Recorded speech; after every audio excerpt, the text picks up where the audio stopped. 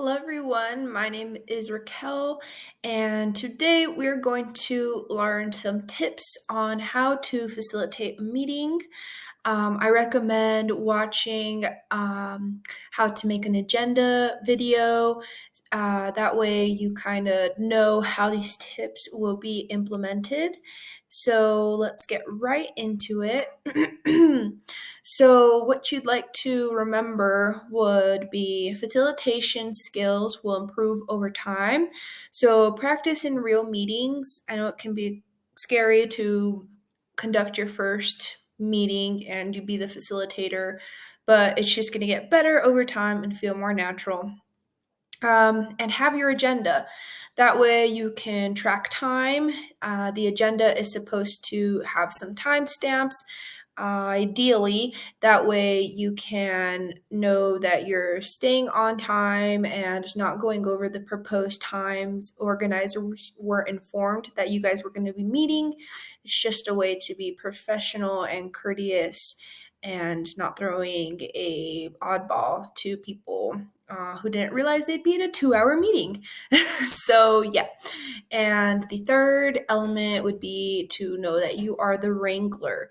So, your job as the facilitator is to move the conversation along and get your goals on your agenda done. So, you are trying to make the meeting efficient and don't be afraid to delegate tasks and redress conversations if needed, which is another way to say correct conversations in a manner that the meeting is supposed to be going forward in, which can relate to time and or topic. So, starting the conversation. So, from the get go, let everyone know what the goals of the meeting are and what the next steps will look like.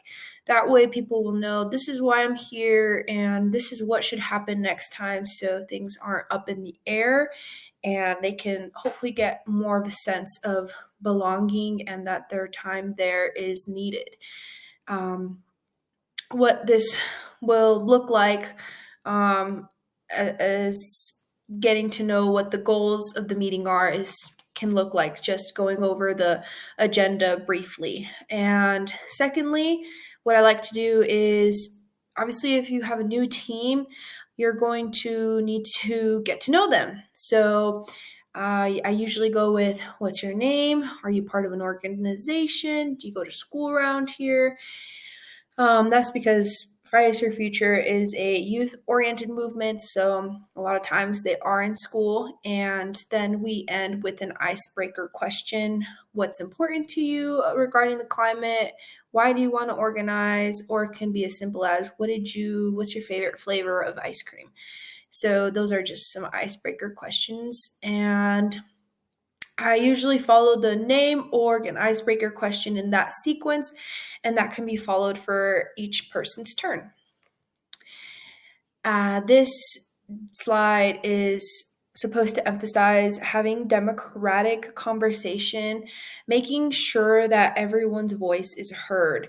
So sometimes you may have organizers who are shyer than others, or some who are really excited and may end up talking a lot, which is cool. You know, we want to have people excited, but we don't want to have someone taking up the time to speak of someone else because they were talking too much. So it may not be always the case of knowing when someone's talking too much. It's just going to take some time to get to know your members and seeing what their personality is like. So, yeah, I like to use the popcorn method, which is basically me saying, "Hey, I'll go first. This is how I feel about X, and I'm going to popcorn it to Andrea." And then Andrea will go and she'll popcorn it to someone else. So everyone gets a turn to speak. And you can use similar methods that work best for you. Popcorn method works if you're on a video call because I've seen in meetings where the popcorn method's used and a token is like, here, now you speak, and they get the marker or something. Another part of the facilitator's job in keeping everyone up to speed on what was just said in case their brain tapped out for a second. I know that happens to me. It's really nice when the facilitator can synthesize an agenda meeting point. Say we're talking about what time should we have our strike at? Should it be earlier or later? Everyone gets their input. Everyone says, I like later, I like earlier. And we're synthesizing. The facilitator then says, hey, so it looks like a lot of people liked earlier. For these reasons, the reasons that later wouldn't work are for these reasons. And that could be a good way to say, hey, do people agree on that? Do we want to move forward with that? And then you can get your step done there. Or if there wasn't too much like if the group wasn't leaning one way or the other, then you can create a poll and say, we're going to meet back on this. There's more things people need to vote, and we'll get a sure answer later on. So that's just kind of a side tip in case your meeting doesn't really seem to have a conclusion at that time.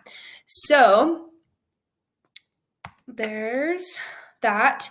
And then how much is too much? So facilitating the meeting again is, again, getting to know your volunteers' personalities. As much as we love to feel the excitement of members and what they have to say, it may not always pertain to the conversation at hand, or too much input can put the schedule behind. If left unchecked, it can also leave others feel outspoken. This will involve getting to know your members. When it is warranted, it is okay to interrupt and reorient the conversation.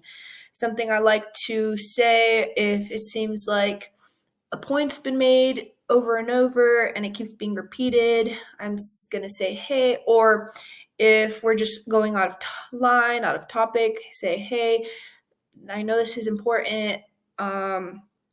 We need to probably address this at a different time. We may be running behind, something along those lines.